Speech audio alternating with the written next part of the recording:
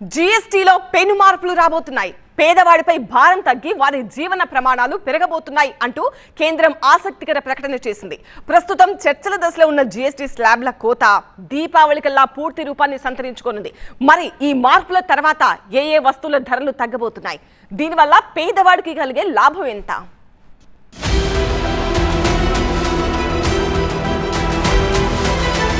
భారత 79వ స్వాతంత్ర దినోత్సవం సందర్భంగా ప్రధాని నరేంద్ర మోదీ ఎర్రకోట మీద నుంచి కీలక ప్రకటన చేశారు.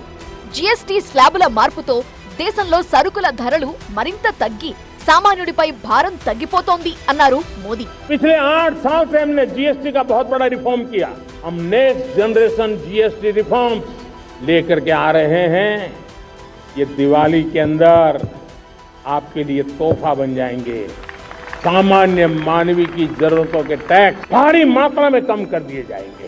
बहुत बड़ी सुविधा बढ़ेगी. हमारे एमएसएमई, हमारे लघु उद्यमी, इनको बहुत बड़ा लाभ मिलेगा. रोजमर्रा की चीजें बहुत सस्ती हो जाएगी. ఈ ప్రకటన తర్వాత దేశంలో పెద్ద ఎత్తున చర్చ నడుస్తోంది.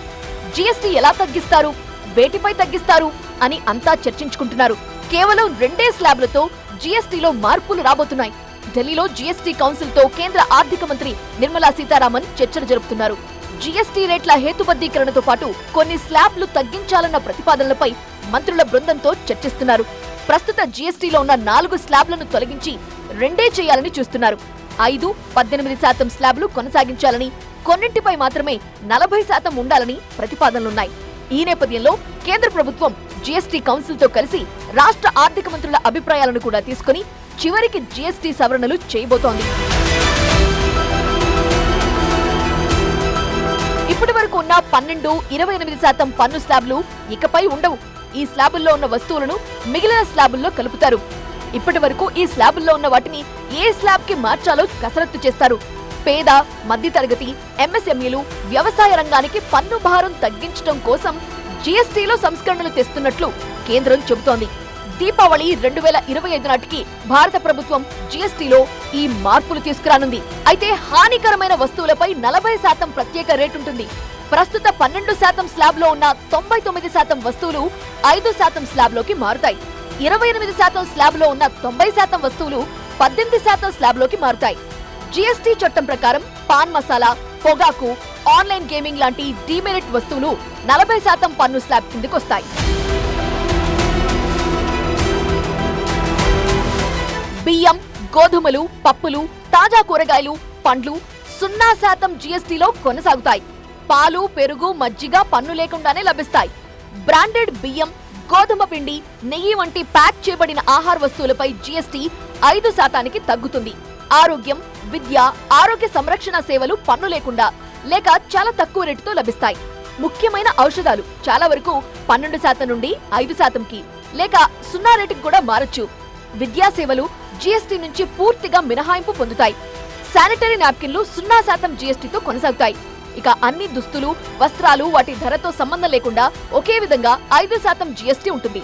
ప్రస్తుతం 1000 లోపు వస్తువులకి 5%, 1000 రూపాయల కంటే ఎక్కువ వస్తువులకు 12% జీఎస్టీ విధిస్తున్నారు. పత్తి, పట్టునూలు, బట్టలు వంటి వస్త్ర పదార్థాలు 5% జీఎస్టీలో కొనసాగుతాయి. ఈ మార్పు వల్ల అన్ని వర్గాల వారికి దుస్తులు మరింత అందుబాటులోకి వస్తాయి. ఇక మొబైల్ ఫోన్లు, ఎలక్ట్రానిక్ పరికరాలపై 18% జీఎస్టీ విధిస్తారు.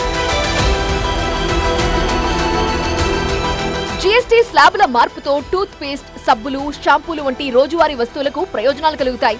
ప్యాక్ చేసిన ఆహార వస్తువులపై 5% మాత్రమే జీఎస్టీ ఉంటుంది. వ్యక్తిగత సంరక్షణ ఉత్పత్తులపై కొన్ని వస్తువులకు 1%కి రేటు తగ్గే అవకాశం ఉంది. చిన్న కార్లు, ద్విచక్ర వాహనాలు 28% నుంచి 18%కి రేటు తగ్గింపుతో వినియోగదారులకు ప్రయోజనం చేకూరుతుంది. ప్రజా రవాణా, నాన్ ఏసీ సేవలకు 5% మాత్రమే జీఎస్టీ ఉంటుంది. ఆటో రిక్షాలు, టాక్సీలకు జీఎస్టీలో మార్పు లేదు. ఇదేదో తాత్కాలికమైనటువంటి 2 రోజుల ఏక్ దిన్ కా సుల్తాన్ లాగా 2 రోజుల పాటు సంతోషించడానికి ప్రజలకి ఏదో తగ్గుద్దేమోనని. అంటే ఓవరాల్గా ఏంటంటే పెద్ద మార్పులు ఏముండవు జీఎస్టీ స్లాబులు. దీంతో అయితే జీఎస్టీ వచ్చినప్పుడే విమర్శలు ఉన్నాయి. ఏంటంటే జీఎస్టీ అనేది 1 నేషన్ 1 ట్యాక్స్, ఒకే నెంబర్ ఉండాలి. అది 10%, 15%, 20% అని పక్కన పెడితే ఒకే ట్యాక్స్ రేట్ ఉండాలి దేశంలో అన్ని సరుకులు, సేవల మీద. కానీ అప్పుడు 5-6 స్లాబులు పెట్టారు, 5 స్లాబులు దాకా పెట్టారు. సరే, ఇప్పుడు తర్వాత 4 అయినాయి. ఇప్పుడు 2కి తగ్గించారు, కానీ 2 కూడా 1కి తగ్గించాల్సిన అవసరం కాదు. జీఎస్టీ స్లాబ్లపై చర్చించే మంత్రుల బృందానికి కన్వీనర్ గా బీహార్ ఉప ముఖ్యమంత్రి సామ్రాట్ చౌదరి ఉన్నారు. ఉత్తరప్రదేశ్, రాజస్థాన్, పశ్చిమ బెంగాల్, కర్ణాటక, కేరళ మంత్రులు కూడా జీవోఎంలో ఉన్నారు.